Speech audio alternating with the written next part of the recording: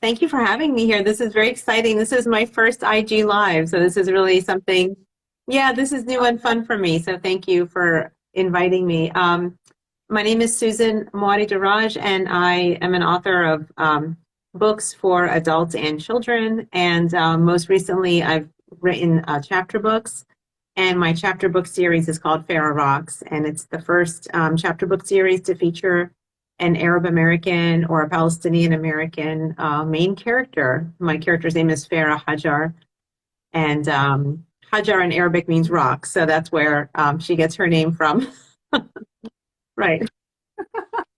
Oh, that's so. How did you become an author? Mhm. I mean, in general, but but was it something you always wanted to do? And then why did you decide to kind of pivot a little bit and write for a younger audience? Oh, that's a great question. And I just did a school visit, a virtual school visit to a school district in Maplewood, New Jersey, and the fourth grade class had that question. They said, "How did you want to become an author?" or "When did you want to become an author?" And I told them when I was in fourth grade, and they were really excited to hear that.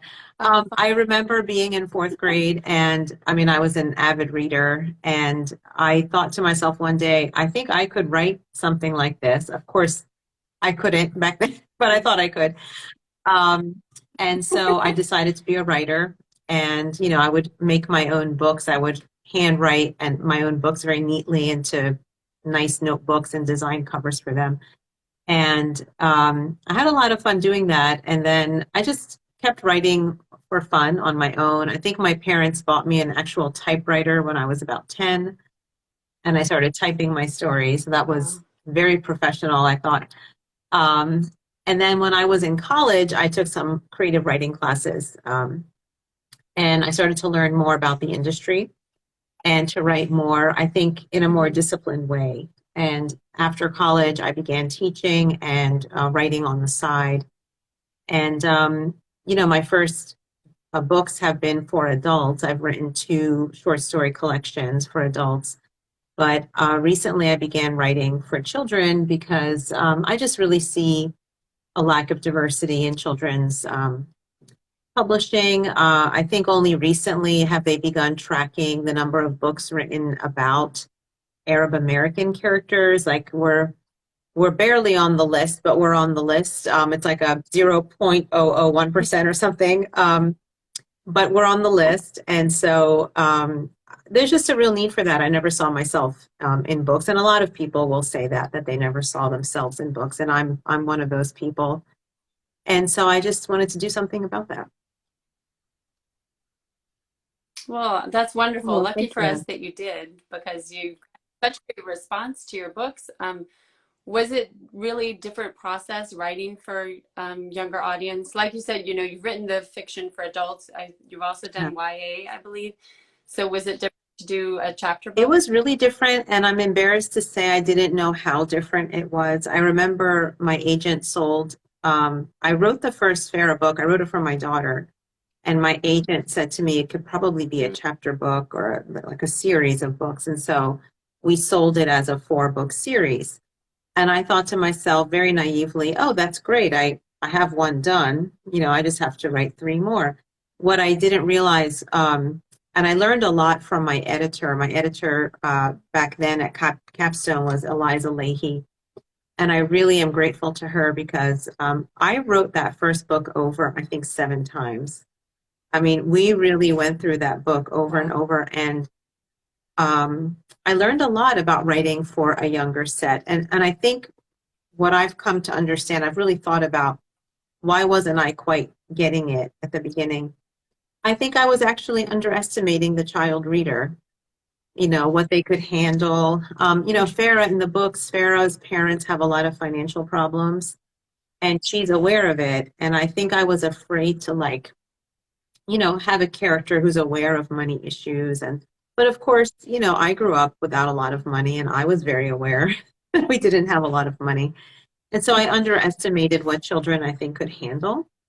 And I'm glad that Eliza, my editor, really helped me to, push things a little further and trust the reader a little bit more. So that's the big lesson that I learned. Well, and I'm sure it must be interesting as you get feedback, like you mentioned doing school visit, as you get feedback from those readers. I mean, I imagine in your response that you've gotten has really confirmed that they respond to it and that they can handle that kind of Yes, subject matter.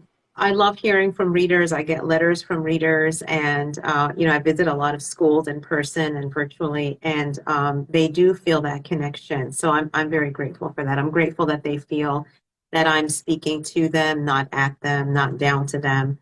Thank goodness for that. Yeah, Right. thanks. Oh, that's wonderful.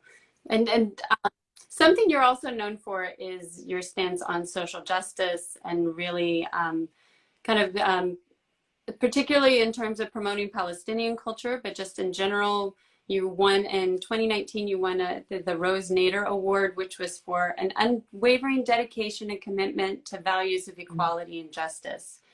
And I'm wondering, since that is kind of this larger project that you're involved in, how do the Farah books fit into that, or how do you see them? Because I know you mentioned that a lot of what you wanted to accomplish with those books was Mm. normalizing diversity.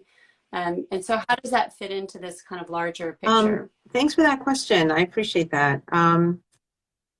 Palestinian culture right now, because of the political situation of colonialism and occupation, Palestinian culture is really, there's an attempt to erase it. And I know certainly that when I was younger, you couldn't even say the word Palestine without inviting some kind of political debate from people. If people asked what you were, they meant what you were, they meant that you were not, American, of course. And so when I would say I was Palestinian, I felt like I walked into a big political debate. And I even had people say to me that there's no such thing as Palestine or Palestinian people. And so I was always pushing back against that, of course. But, um, Palestine is not even really on a map of the world. It's not documented on a map of the world. I mean, um, there's not a lot of resources when you're young to say, yes, this is Palestinian culture. This is where my family is from. This is our culture. This is who we are. Certainly in the books that I read growing up, there was, we didn't see Palestinians depicted. We didn't even see Arabs depicted unless it was in a very negative way. So I think my books, one of the goals of my books is simply to just, you know, show that Palestinians exist, that we have a beautiful culture, that we have beautiful traditions. And I want young readers to see themselves in books. And if somebody says, "Where's your family from?" and they say Palestine, they can show them something that says, this is Palestinian culture. This book series is about Palestinian culture. That's really important to me because I feel like that was that was missing when I was younger. And I wish I'd had something like that. There's something about, books. Children are surrounded by books, right? They go to school and all their learning comes from books, and books are dominant in their everyday lives. So to have a book that testifies to your culture and to your traditions, I think is a powerful ally. The book can be an ally. So that's what I'm going for Right. there.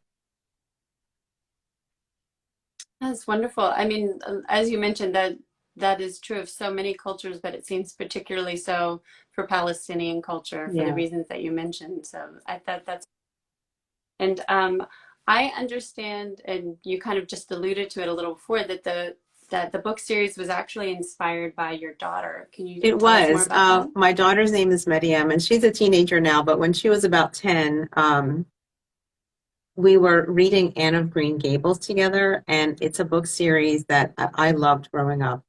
And I was so excited that she was reading it. And at the time, there was a Netflix special. It was like a new TV show on Netflix, with Anne of Green, about Anne of Green Gables. And so we were reading the book and we were watching the show. And we were talking about the character of Anne and how courageous she is and brave and funny and smart. And my daughter said something like, I wish there were books that had girls in them like Anne, but that they were Arab girls like me. And I said, let me see if I can find any for you. And I had a really hard time. I found the novel Habibi by Naomi Shihab Nye. which came out in the late 90s, I Mm. believe. I found that, but I had trouble finding anything else. And it struck me that my daughter is having the same issue that I had when I was her age. I'm having trouble finding myself in books. And why is it taking so long to correct that? So I remembered, of course, Toni Mm-hmm. Morrison's famous advice that, if there's a book you want to read, but it has not been written, then you have to write it yourself. And so I set out to write a children's book for my daughter. And that's how Farah was born. And Farah means joy, or we say Farah in Arabic.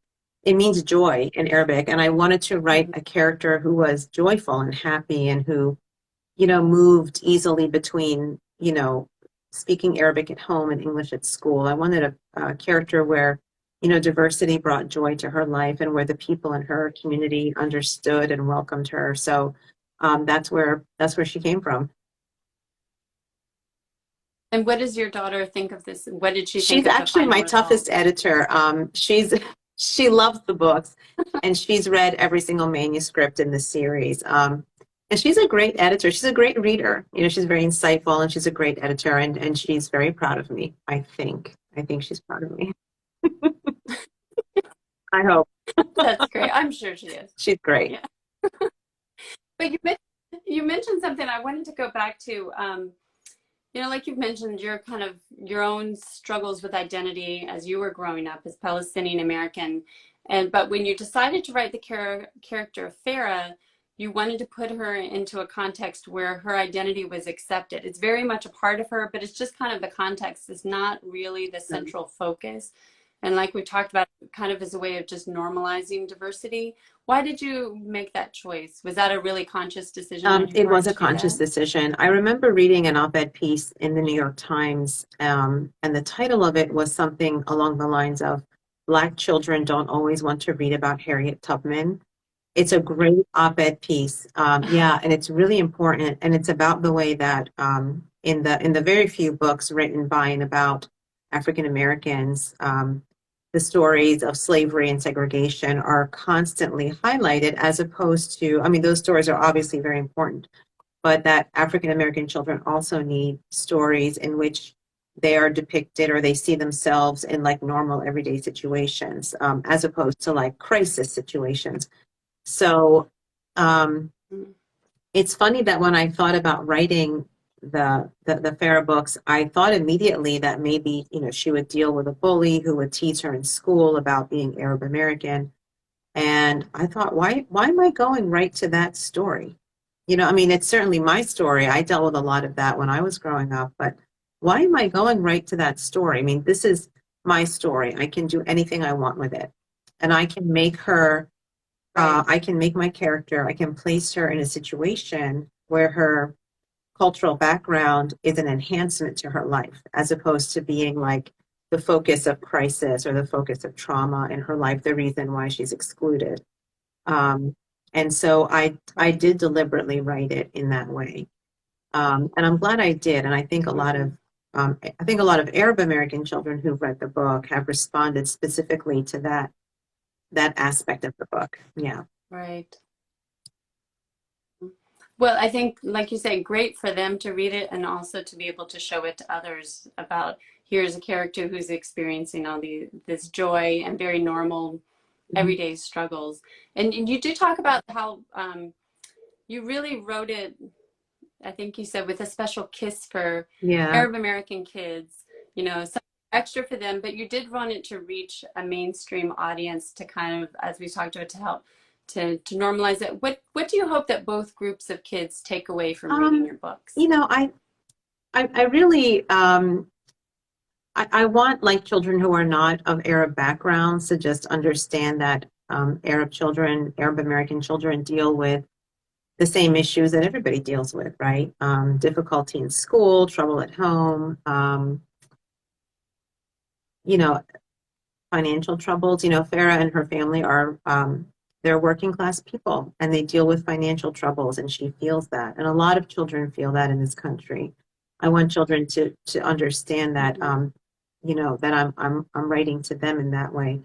And I also include in the back of each Farah book a little bit like an activity that children can complete. They can learn about Tadriz, which is our embroidery art form. There's like a Tatriz art project they can do in one book. In the first book, I have a recipe for hummus that they can make with their families, because hummus is now like ubiquitous. Like when I was growing up, it made me the laughing stock of the school cafeteria, but now it feels like every child in America is eating hummus. So, one activity is they can make it Right. themselves with their, family member. So I just want them to understand that, Arab children deal with the same issues they deal with. And also that we have really cool things in our culture that they might be interested in. I also have an Arabic glossary in the back of each book because she speaks Arabic with her family. And so I don't bother to translate the words in the text. I give them a lot of context to understand it, but I also include a glossary in the back. So I want them to play around with the Arabic language and learn a little bit about how it sounds. I think that's fun. And for Arab children, I want these books to be like a hug for them or a kiss for them. I want them to feel that I see them and that I appreciate them, and I want them to be proud, to recognize themselves in a book. And is there more coming in the Farah series, or what are you working on? Well, right now I'm working on a YA novel and a picture book project. So I'm working on slightly different, genres for both younger and then older readers. And there may be more books coming in the series. I'm not sure. I would love to write a few more books in the Farah series, maybe next year. That would be great. And what are the subjects of the new books that you have, the YA? The YA novel is about a young girl who's growing up. She's living with her father. Her mother, she thinks, has passed when she was younger. There's a bit of a mystery there. And she's sort of navigating her way through high school and dealing with, issues of being Arab American in high school, and assimilation and dealing with friendships and things like that. The picture book is inspired by an incident that happened with my son when he was in preschool. I don't know if I want to say too much about it because it's still sort of like developing, and I'm developing the project still, but I'm excited about that as well. Oh, well, we will look forward to those. Thank you so much for joining us here and talking with us. Thank you so much for inviting me to be on with you. I really appreciate it, and I appreciate your questions.